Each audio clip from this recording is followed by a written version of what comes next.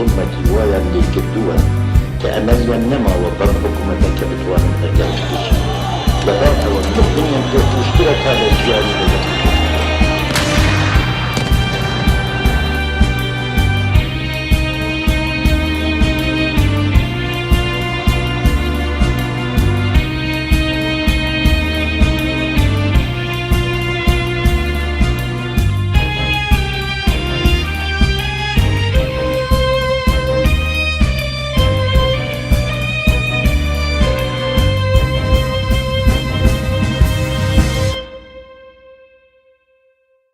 Piştî çend sal şerê navder, İspanya û Katalûnya demeke dirêj dibin hukûmdariya Franco de. Ma û divê demê de Katalûnya gelek mafê xwe yî siyasî û kültûrî winda kirin.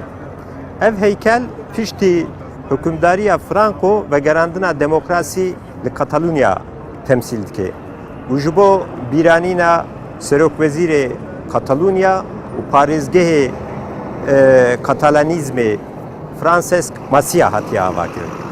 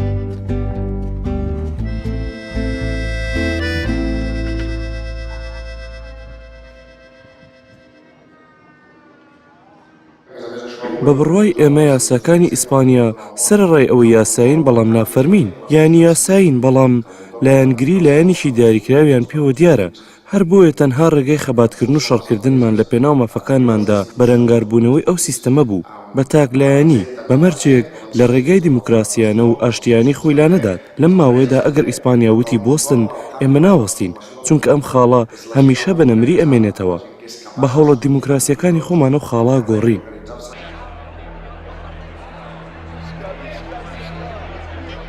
کاتێک کە کەتەلۆنیەکان و چینی سیاسی لە کەتەلۆنیا قسە دەکەن یەکسەر خۆمان لەو بارودۆخە سیاسی ناو ئیسپانیادا دەبینینەوە و واز دەکەین کە ئەو فشارانە لە سەرمان دروست دەبن هەرچەندە سەرڕای ئەم بارودۆخە ناموارانە هاوبەشێکی سۆسیۆپۆلەتیک و مێژووی لە نێوانیاندا بوونی هەیە.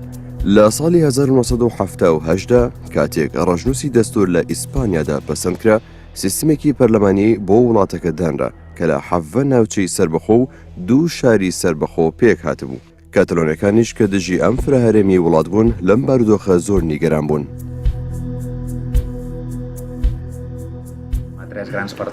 کاتێک سێری پێشهاتە مێژوویەکان دەکەین بە درێژایی چەندین ساڵ لە نێوان کەتەلۆنیا و ئیسپانیادا بە ئاشکرا دەبینین کەوا هەرگیز پەیوەندیکی دۆستانە لە نێوانیاندا نەبووە.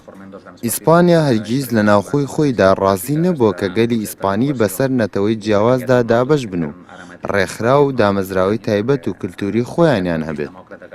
لە ئێستاشدا هیچ هێمایەک لە ئارادا نییە کە ئاماژە بۆ بکات کە ئەمە گۆڕانی بەسەردا دێت و پێ ناچێت لە ماوەیەکی کورتدا شتی لەو شێوەیە ڕووبدا.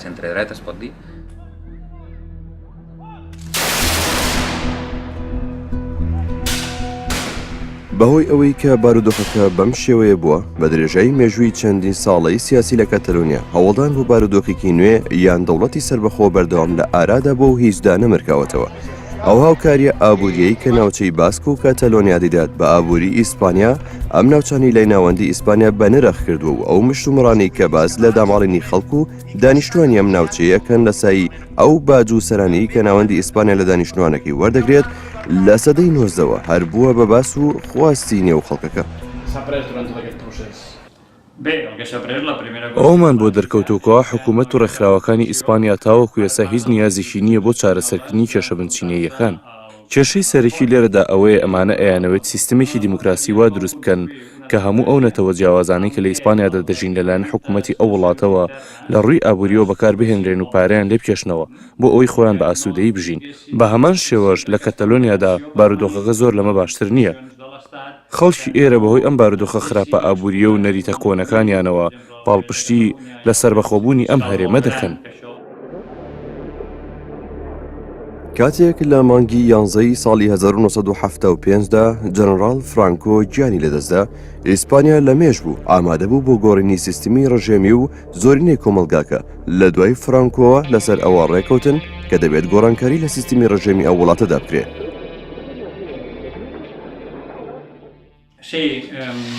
لە دوای ئەوەی نزیکەی 40 ساڵ لە دەسەڵاتدا مایەوە لە کۆتاییدا فرانکۆ مرد. ئەو لە ئاکامی هیچ کام لە هەوڵە سەربازی و فشارە مەدەنیەکان و فشارە دەرەکیەکان لەسەر کورسی دەسەڵاتدا نەچوو. ئەو لەسەر جێگاکەی وەکو پیاوێکی پیری نەخۆش مرد. لە دوای ئەوەی ئەو مرد، ئەو لایەنگرانی سیستمی دیموکراسی کە تاوەکو ئەو ساتانە لەناو حکوومەتدا بە شاراوەیی کاریان دەکرد، چەند ڕێکەوتنێکیان ئەنجامدا لە نێوان خۆیاندا و بەو هۆیەوە چەند پێشهاتێک ڕوویاندا. لە ئەنجامی ئەم پێشهاتانەدا سەردەمی باڕۆکی هاتەکایەوە کە بۆ گۆڕینی سیستەمی زۆرەملێ بۆ سیستەمی دیموکراسی و چاودێریکردنی بەرژەوەندیە هاوبەشەکانی هەموو لایەکان دامەزرێنرا. هەرچەندە ئەم هەوڵانە بەڕەوستی کران، بەڵام ئەم ماوەی تێپەڕاندنە تەواو بوو.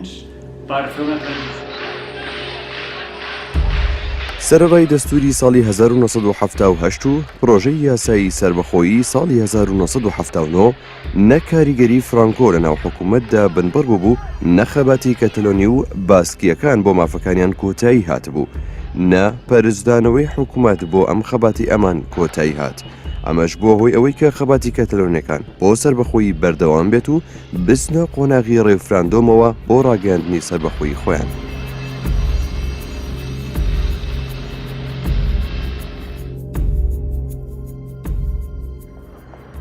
Gava Barcelona tê bîra mirov, Antoni Gaudí jî tê bîra mirov. Ji ber got mîmarekî gelekî balkêş e û di mîmariyê de stîleke serbixwe ye ji bo Barcelona. û li nava Barcelona hûn karin gelek eserê Antoni Gaudí bibînin. Ev jî eserek ji ê Antoni Gaudí ye, Sagrada Familia an jî malbata ruhanî. کەتەلۆنیا یەکێکە لەو سێ ناوچە سربەخۆیی ناو ئەو حەڤەت ناوچەیی کە لە دوای پەسەندکردنی دەستوری 1970 دروست کراون و لەگەڵ وڵاتی باسک و گالیچیادا سێ ناوچەی تایبەتی سربەخۆن و ئەم سێ ناوچەیە وەکو سێ ناوچە کە لە ڕووی مێژووی نەتەوەییەوە جیاوازن دانیان پیادانراوە و سربەخۆیەکی خێراتر و فراوانتریان پێدراوە. لە ساڵی 1970دا دوای پرۆژە یاسای سربەخۆیی ناوچەکان کاتەلۆنیا وەکو هەرێمێکی سربەخۆ دانی پیادانرا. دوای ڕاگەاندنی ئەم پرۆژە یاسایە زمانی کەتەلۆنی لەگەڵ زمانی کاستیلیادا بوو بە دووەم زمانی فەرمی لە هەرێمەکەدا. بەڵام ئەمە ئەنجامی کۆتایی نییە و گرژی و ئاڵۆزەکانی نێوان هەردوو لە بەردەوامیان هەیە.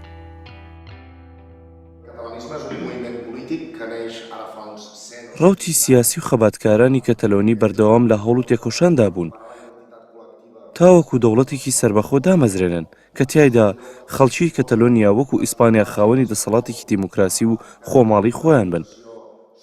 لەژێر هەموو ئەم هەوڵانەدا خواست بۆ بنیادنانی دەوڵەتێکی دادپەروەرانەتر و فیدراڵیانەتر خۆی حەشارداوە.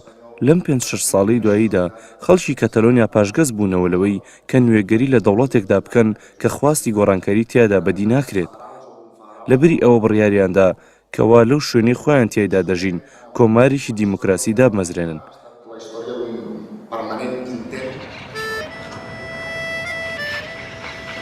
بەدڵنیاییەوە ئەو پرۆژە یاسایی ساڵی 1970 کە لە دوای دەسەڵاتی فرانکۆ هاتەکایەوە دەستکەوتێکی حاشا هەڵنەگرە و جگە لە پەیوەندی دەرەچەکان و ئاسایشی وڵات و ئابووری و پلانی ناوەندی وڵات ئەم گۆڕانکاریانە هەموو شتەکانی دیکەی گرتەوە وەکو مافە مەدەنی و کلتوریەکانی کەتەلۆنیەکان و پەروەردە و تەندروستی و گەشت و گوزار و ماسی گرتن و کشت و کاڵ و هونەر و چالاکیە کۆمەڵایەتیەکان و وەرزش و لایەنی ڕابواردن هەموو لایەنەکانی دیکەی ژیانیش. بەڵام هەوڵەکان بۆ سەربەخۆیی زیاتر هێشتا بەردەوامیان هەیە. لە ئێستادا هەمووان ئەوە دەزانن کەوا هێزی گەل لە پشتی ئەو ڕەوتەوەیە کە هەوڵ بۆ سەربەخۆیی هەرێمەکە دەدات. لە ئەوروپا و تەنانەت سەر تاپای جیهاندا دەنگ هەڵبڕینێکی بێوێنە بەدیکرا، نزیکەی 2 ملیۆن کەس هاتە سەر شەقامەکان کە لەم بارودۆخە نیگەران بوون و پێی ڕازی نەبوون. ئەم هەوڵانە لە هەمان کاتدا بە شۆڕشی خەندە ناو دەبرێت، چونکە لە مناڵێکەوە بیگرە تاوەکو پیرەژن و پیرەمێردەکان هەموو ئەندامەکانی خێزان بە شێوەیەکی ئاشتیانە بەشداری خۆپیشاندانەکانیان دەکرد. لە دوای ساڵانی 2000ەوە بارودۆخی کۆمەڵایەتی و قەیرانی دارایی بوون بە دوو بابەتی هەرە گرنگ لە سیاسەتی کاتەلۆنیادا.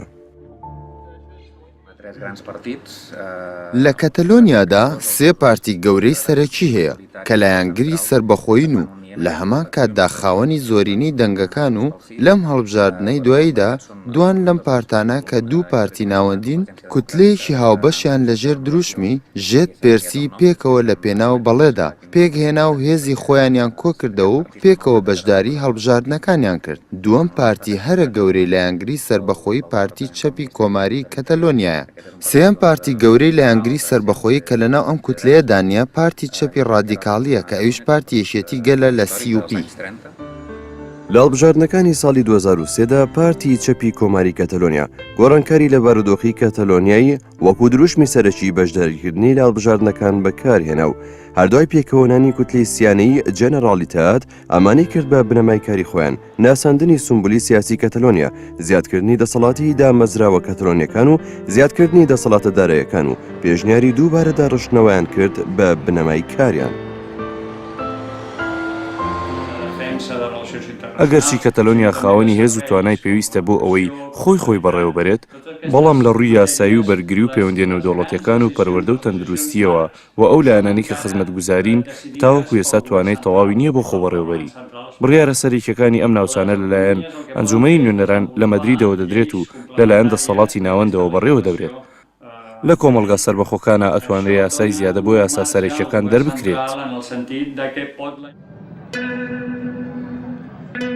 سەرەڕای کەمی بەشداری لە ڕیفراندۆمی حوزەیرانی 2006دا لە سەدا 73.9 دانیشتوانی کەتەلۆنیا بە بەڵێ دەنگیاندا بوو. لە ئەنجامی ئەمەشدا ئەو هەرێمە سەربەخۆیی کەتەلۆنیا کە لە ساڵی 2006دا هاتەکایەوە چەندین شتی نوێی هێنایەکایەوە بۆ کەتەلۆنیەکان و وەکو زمان و ئاڵاو، جەژن و مارش و دادگا و ئابووری و چەندین شتی تر و ئەمە ژوای کرد کە کەتەلۆنیا بە نەتەوە پێناسە بکرێت و واتە نەتەوەیەکی بێدەوڵەت. بەڵام بڵێسەی ئاگری حەسرەتی سەربەخۆیی هەردا نامرچێتەوە. مێژووی دەستپێکردنی ماوەی سەربەخۆیی دەگەڕێتەوە بۆ ساڵی 2010. پارلەمانی کەتەلۆنیا دەستورێکی نوێی بۆ هەرێمەکە دانا کە تیایدا فەرمانێک کە لەلایەن دادگای دەستوری ئیسپانیاوە جێبەجێ ئەکرا بە شێوەیەکی بەرچاو بچوو کرایەوە. لەلایەکی تریشەوە ئەم ڕەوتی سەربەخۆیی کە پەیدا بووە تازە نییە. ئەو شتانێک کە ئێستا لە ڕۆژگاری ئەم ڕۆماندا ئەیان بینین لەسەر بنچینەی ڕووداوەکانی مێژووی ناوچەکە دروست بوون. لە ساڵی 2010دا خۆپیشاندانێکی گەورەی سەرتاسەری دژی هەڵوێستی دوژمنانەی دادگا ئەنجام دراو. لە ساڵی 2012ەوە تاوەکو ئێستا هەموو 11 ئەیلولێک بە ملیۆنان کەتەلۆنی کە داوای دەوڵەتی کەتەلۆنی ئەکەن دەڕژێنە سەر شەقامەکان و خۆپیشاندانی گەورە ئەنجام دەدەن. لە کاتێکدا کە لە کەتەلۆنیادا ئەمانە ڕوودەدەن بە پشتبەستن بەو دەسەڵاتانی کە لە دەستوریە وڵاتە پێی درراوە، ئیسپانیاش بە دەسەوسانی دانانیشێت و بەردەوامە لە بەر هەڵەستیکردنی ئەمڕۆتە. لە ئەنجامی و هەڵبژاردنەی کە لە ساڵی 2010دا بەڕێوە چوو خەڵکی لەلایەن هەموو شارەوانەکانەوە ڕێنمونی دەکران و 500 دانە دەنگدانی نافەرمی لە ناو خەڵکیدا بەڕێوە چوو. سەرنجام ڕیفراندۆمێکی ناسایی لە 14 تشرینی دووەمی 2014دا بەڕێوە چوو. ئەمەش جێبەجێکردنێکی ئەو داواکاریانی خۆپیشاندران بوو. 900,000 کەس لە چالاکیەکی سیاسی نایاساییدا بەشداریان کرد و هەمووان ئەویان دووپات کردەوە کە هەرچی لە توانایان دەبێ بیکەن تاوە ماوەی سەربەخۆبوونی هەرێمەکەیان بە سەرکەوتوی تێپەڕێت. بە هەمان شێوەش ئەوەمان بۆ دەوڵەتی ئیسپانیا دووپات کردەوە کە پێویستمان بەوەیە کە ئازادانە دەنگ لەبارەی ئەم بابەتەوە بدەین.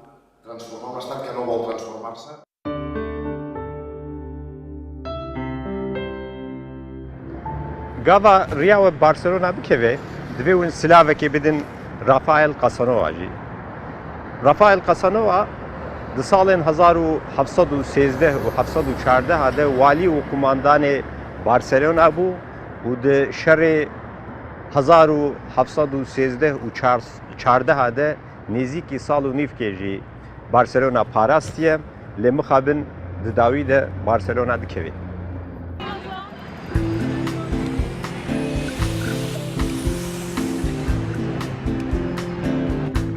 ئایا چۆن خاڵە بنچینەیەکانی ژیان لە کاتەلۆنیادا بەردەوام دەبێت لەپاڵ هەموو ئەم خەبات و هەوڵانە بۆ سربەخۆیی و ژیانێکی باشتر؟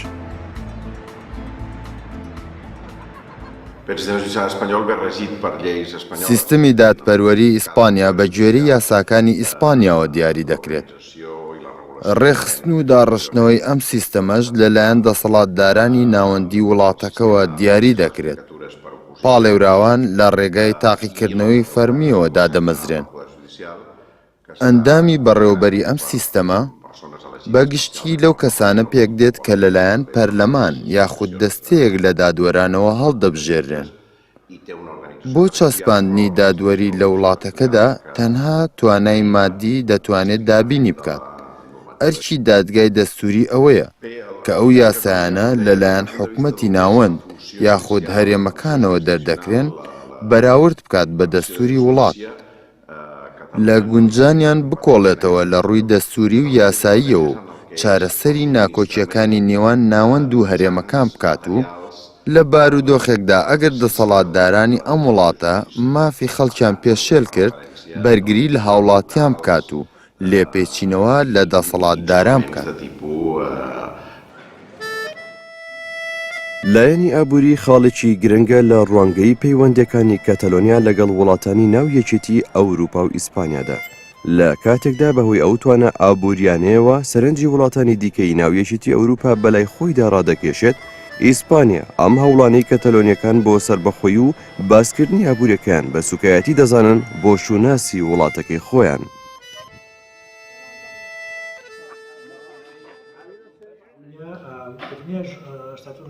بە درێژایی مێژوو کەتەلۆنیا وڵاتێکی پیشەسازی بووە هەرچەندە لەوێدا سەرچاوی زۆری سروشتی تیا نییە.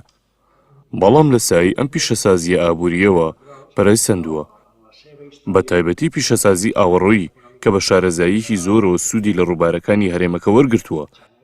لەسەری هەموویەوە دێت بە دوایدا پیشەسازی ئۆتۆمبیل و کانزا دێت لەگەڵ ئەمەشدا لەلایەنی خزمەتگوزاریەوە پەرەی سندووە و کارتی گەشت و گوزاری زۆر بەهێزە.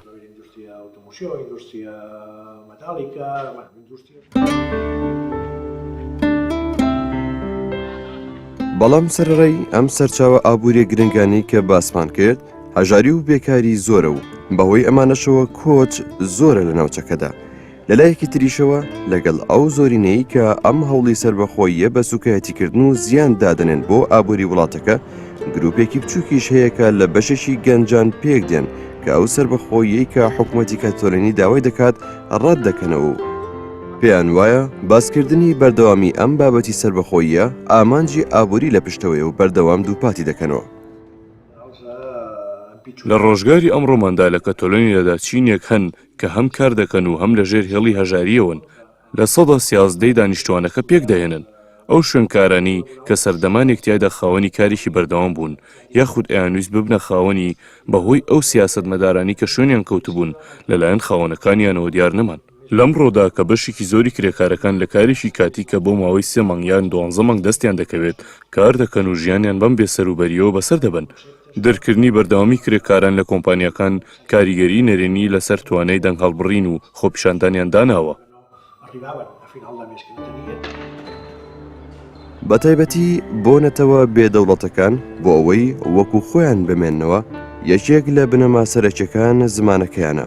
مانەوەی زمانیش بە پەروەردە و فێربوون دەبێت. بە گوێرەی بیر و باوەڕە ڕۆمانسیەکان ڕوحی کۆمەلگا یان شوناسی ڕاستەقینەی میلەتێک لە زمانەکەیاندا شاراوەتەوە. لەو زمانەی کە بەکاری دەهێنن دەتوانین لە تێڕوانینی مرۆڤەکان تێبگەین. زمان ئەوەمان بۆ پێناسە دەکات کە ئێمە لە ڕاستیدا کین. بۆ نمونە لە کەتەلۆنیادا دەستەواژەی نۆیا ئینسیسادۆرا کە بەواتای کچێکی جادووی دێت ئەم وشەیە لە زمانی ئیسپانیدا هیچ دەستەواژەیەکی نییە.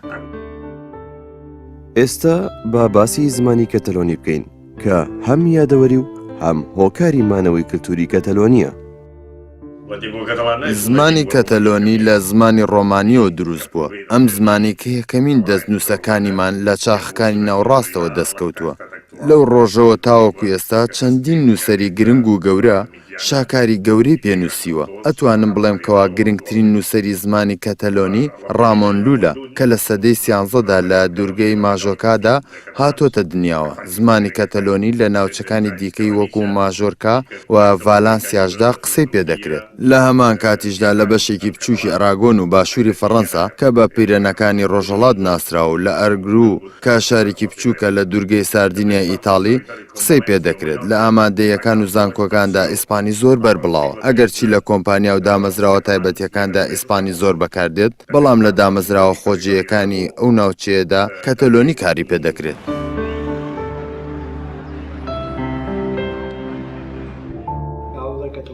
کەتەلۆنیا سیستەمێکی پەروەردەیی بەربڵاو بەکاردەهێنێت. لەو کاتەی کە دیموکراسی هاتووە تاوەکو ئێستا سیستەمێکی پەروەردەیی زۆری باشی هێناوەتە کایەوە. بەهۆی خراپیباری ئابووری و بارودۆخی سیاسیەوە کێشە دروست بووە و بەم شێوەیەش سیستەمی پەروەردە کەوتۆتە بەردەم شاڵاوی کێشەکانەوە. بەڵام لە ساڵانی 1970کاندا و لە ساڵانی 1990کاندا بە تەواوەتی بۆتە هۆی پەرەسەندنی ئەم سیستەمە. لەبەری ئەو سیستەمەی کە جیاکاری و ناوچەگەری دەرکرد، سیستەمێکی تازە کە لەسەر بنەمای یەکسانی دامەزرا بوو شوێنی گرتەوە و باری کۆمەڵایەتی چۆنە با ببێت. ئەم سیستەمە بەڕێزەوە مامەڵە لەگەڵ فێرخوازاندا دەکات. سەرڕای ئەو کێشانەی کە هەبوون کەتەلۆنیەکان ئومێدەوارن بۆ داهاتوو ئومێدیان بە ژیانێکی خۆشتر هەیە. خواستی سەرەکیمان ئەوەیە کە بۆ دامەزرانی دەوڵەتەکەمان ببینە خاوەن سربەخۆیی ڕەها و ئەمەش ئەوەندە بابەتێکی بێبەها نییە. لە کاتێکدا کە سربەخۆیی بەدەستدێنین، ئەوەی گرنگە بۆمان ئەوەیە کە خەڵکەکە لە 1-2 ساڵی سەرەتای دامەزرانی دەوڵەتەکەدا مشتومڕ لەسەر بنەما سەرەکیەکانی کۆمارە نوێیەکە بکەن. دەوڵەتی کەتەلۆنی لەسەر ڕێچکەی هیچ کام لە ئیمپراتۆرەکانیان ناڕوات و یاخود داوا ناکرێت کە وسا ئەو بڕیارانی کە داهاتوی وڵاتەکە دیاری دەکات لەلایەن چینی خانەدان و دەستڕۆشتووەکانی وڵاتەوە بدرێت و ئەوانی دیکە پاڵی لێ بدەنەوە بۆ خۆیان. کەتەلۆنیا تەنها بە ڕژێمێکی دیموکراسی و مافەکانی خۆی بنیاد دەنرێت.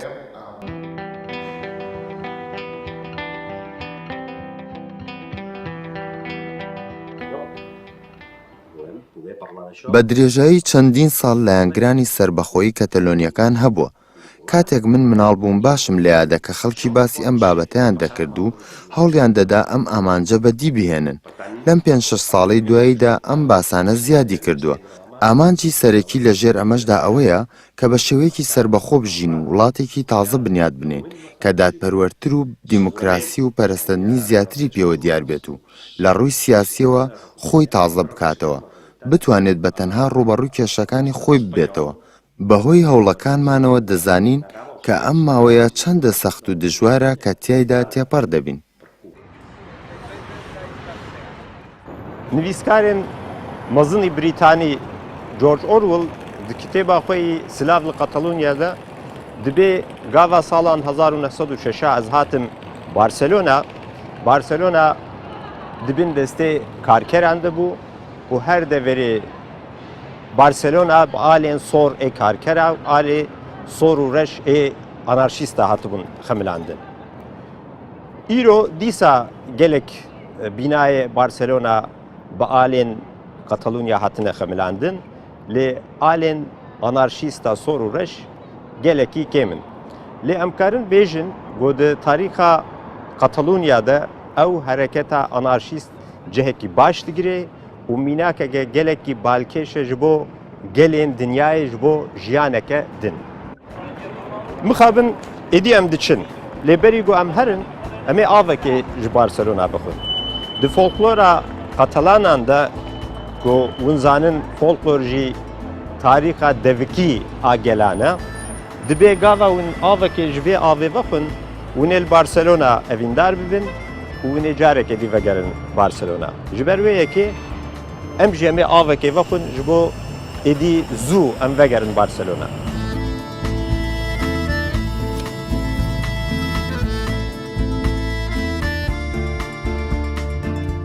وەکو بینیتان من ڤالەنسیاییم لە مێشکمدا هەمیشە ئیسپانیایەکی یەکگرتوو هەیە هەرچەندە هەرێم و ناوچەی سربەخۆیی جیاجیا هەیە لە وڵاتەکەدا بەڵام بە کۆبوونەوەی هەمویان دەوڵەتێکی یەکگرتووی ئیسپانیا دێتە ئاراوە ئەگەر ئەم یەکگرتوویە بشێوێت لەو باوەڕەدام ئەنجامەکەی هیچ باش نابێت من حەز بە سیستمێکی فیدراڵی حکومڕانی دەکەم کە تیایدا نەتەوەی یەکگرتوو کۆ دەبێتەوە هەر کەسە و ناوچەی سربەخۆی هەیە. وەکو کەتەلۆنیەکان بە چاوێکی دۆستانەوە چاودێری مێژوو ڕووداوەکانی میلەتی کورد دەکەین. زۆر خاڵی هاوبەش لە نێوان خۆمان و ئەواندا بەدی دەکەین. ئەتوانم بۆ شتانی کە لەو ئەزموونەی لە کەتەلۆنیادا تێمپەڕاندووە فێری بووین بڵێم دەبێت گەلی کورد کۆتایی بهێنن بۆ ناکۆچیانەی ناوخۆیان وە بێگومان ئەو جیاوازیانی کە لە بیرروبۆچوونەکاندا هەیە لە ڕووی جێبەجێکردن و پەرەپێدان و استراتیژی کارەوە شتێکی ئاساییە.